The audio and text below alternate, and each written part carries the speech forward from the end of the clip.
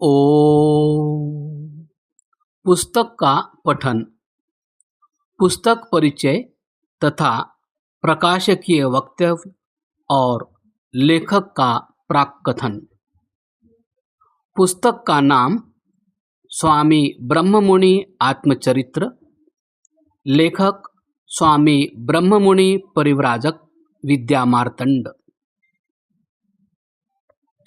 प्रकाशक आर्य विरक्त वानप्रस्थ एवं संन्यास आश्रम, ज्वालापुर, जिला सहारनपुर, उत्तर प्रदेश। प्राप्ति स्थान सार्वदेशिक आर्य प्रतिनिधि सभा, दयानंद भवन, रामलीला मैदान, नई दिल्ली। जन्माष्टमी 25 अगस्त 1978 को आश्रम की स्वर्ण जयंती के उपलक्ष्य में प्रकाशित की गई। पाठक दिलीप लक्ष्मणराव वैद्य, सदस्य आर्य समाज, नांदेड़, महाराष्ट्र। प्रथम संस्करण का प्रकाशकीय वक्तव्य। श्रीयुत स्वामी ब्रह्ममुनि जी परिव्राजक विद्यामार्तंड की आत्मकथा आर्य जगत के समक्ष प्रस्तुत करते हुए हमें हार्दिक प्रसन्नता होती है।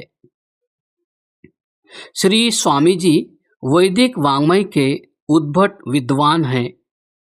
उनकी सामाजिक और साहित्यिक सेवाएं बहुमुखी और विशद हैं।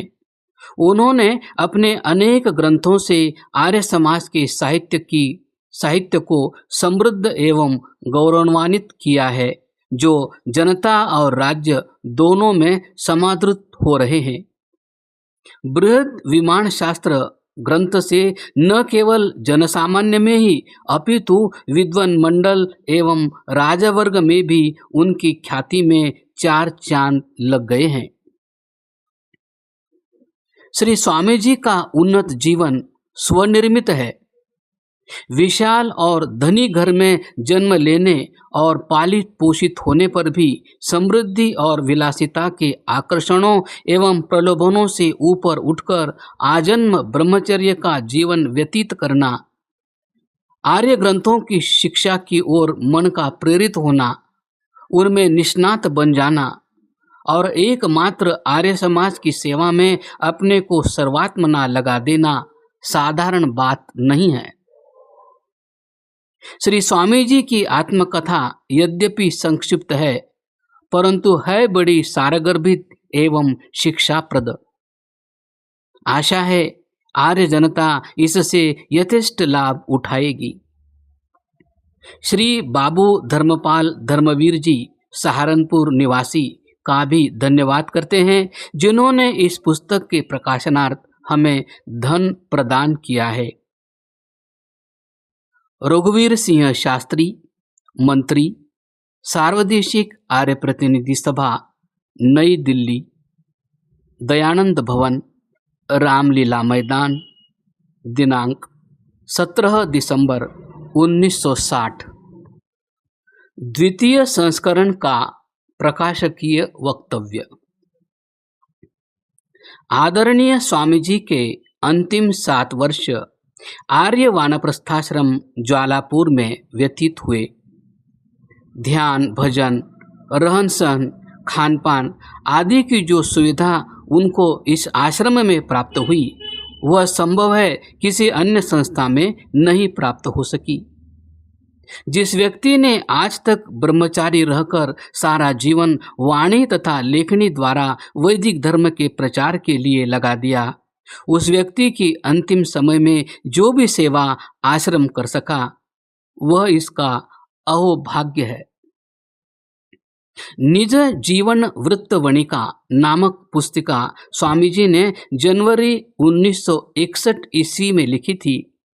तदनंतर इस जीवन वृत्तों को समय समय पर संशोधन तथा परिवर्तन द्वारा वे लगातार पूर्ण करते रहे।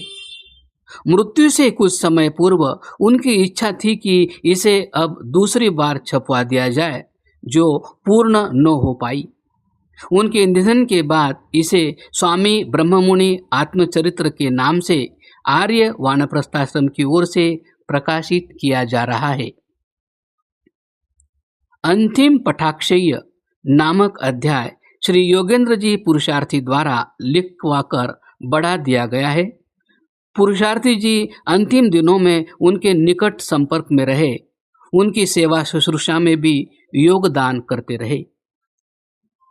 एक संभ्रांत परिवार में जन्म लेकर सुख संपदा तथा वैभव से भरे घर को युवावस्था में ही निसंकोच त्याग कर संपूर्ण जीवन को त्याग, तपस्या तथा कर्ममय बिताकर समाज को अनेक नवीन ग्रंथ रत्न समर्पित कर जाना एक सामान्य व्यक्ति का कार्य नहीं।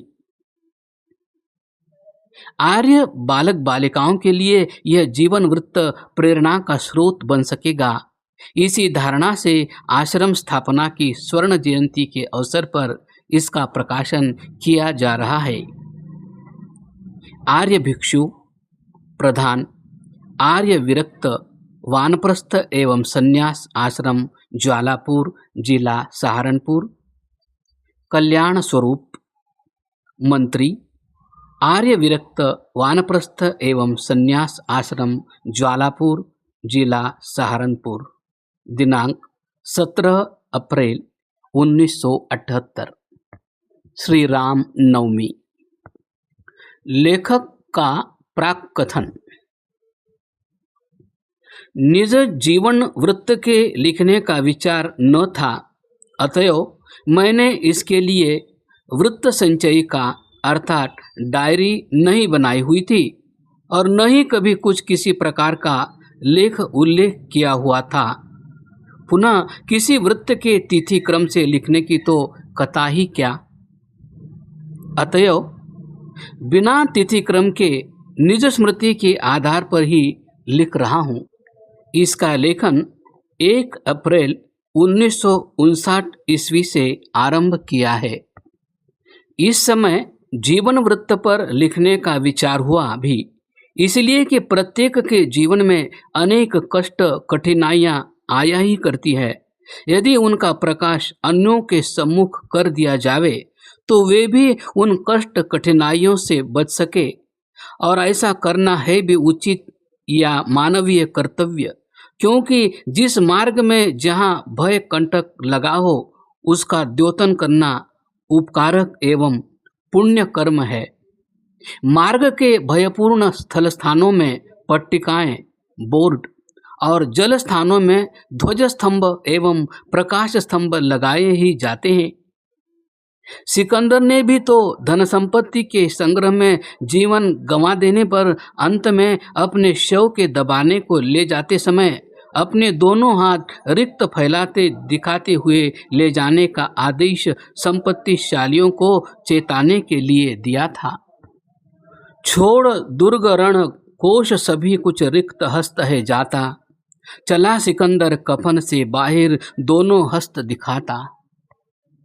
इसके अतिरिक्त जीवन में कई स्थल निराशा के भी आ जाया करते हैं, परंतु सतत प्रयत्न करते रहने या जीवन की वर्तमान गति को विशिष्ट रूप में परिवर्तित कर लेने एवं यथार्थ बना लेने से निराशा दूर हो जाया करती है और आशंस्य एवं इच्छित वस्तुएं भरपूर पा जाया करती है। इस बात का ज्ञान होकर जीवन को बहुत सहारा अंत स्थल में धैर्य एवं आश्वासन प्राप्त होता है। साथ ही अनेक कार्यों की फलसिद्धि अपने अपने प्रयत्न के आधार पर अनिवार्य रूप से हुआ करती है। इसका भी जीवन पथ के पथिक के सम्मुख आ जाना और उसका प्रकाशित करना भी मानव का धर्म है। अतएव इस आत्मचरित्र को पाठकों के सम्मुख प्रस्तुत करता हूँ। भावत्क स्वामी ब्रह्ममुनि परिव्राजक विद्या मार्तंड।